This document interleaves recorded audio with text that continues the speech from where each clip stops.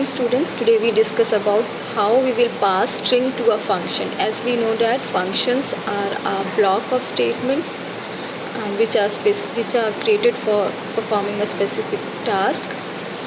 So strings can be passed in a function as argument. As we know that arguments are the values or the parameters which we passed while defining a function. Strings when passed as an argument are used as a pass by value. It can be depicted from below a program. Suppose we have a function def defined by a def keyword function welcome, and we pass argument title, and title is of type string.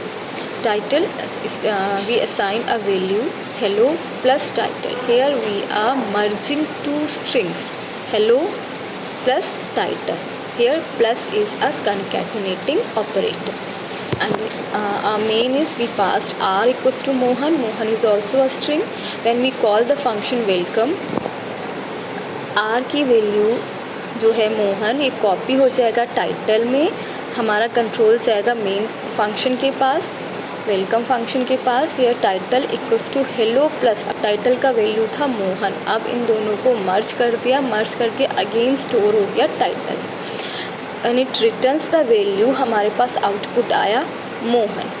Y? Because as we know that strings are immutables and we can't change their value. तो जब हम इसे run कराएंगे तो हमारे पास answer जो main program में हमने आर का वैल्यू डिक्लेयर किया है वही आएगा. So why? Because strings are immutable, we cannot change them. Now passing tuple as a argument or a parameter to a function. In function call we have to explicitly define or pass the tuple.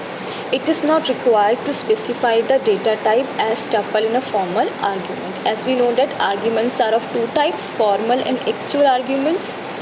Actual arguments are the arguments which are passed during the function call, and formal are passed during the function definition. So here we have created a function max, named max mytuple. हमने mytuple को pass किया as a argument.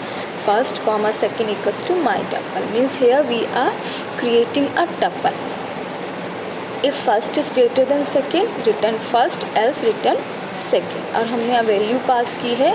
अब ये हमारा main है, main में r equals to 3,1, m equals to हम x function call हुआ, कंट्रोल गया फंक्शन के पास और माई टपल में कॉपी हो गया r.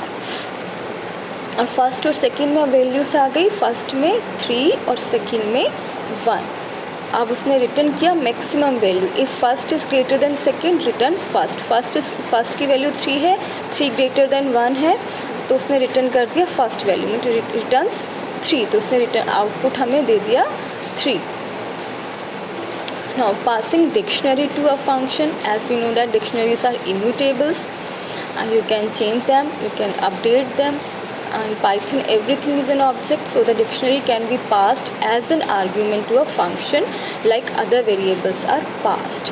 तो यहाँ हमने function define किया है def नाम का by using a def keyword for key in D, print key. अब हमने यहाँ पे as we know that हमारी डिक्शनरी में की वैल्यू के फॉर्म में वैल्यू स्टोर होती है, की वैल्यू पे की यूनिक होती है, value are the key of date, value is the value उसका की का वैल्यू हो गया.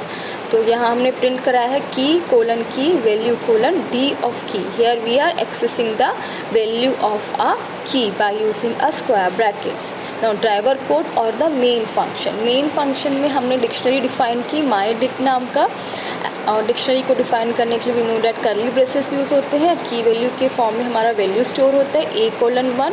ए हमारा स्ट्रिंग है, so we enclose it in a single quotes और in a double quotes, comma B:2 C:3. अब हमने फंक्शन को कॉल किया तो कंट्रोल गया हमारा मेन फंक्शन के पास.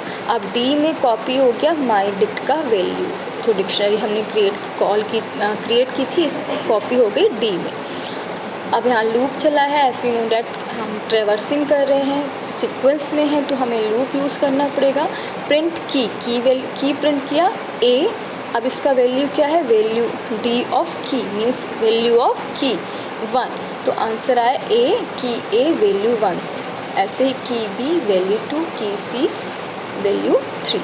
So in this way we can pass dictionaries, tuples and strings as an argument in a function. Thank you.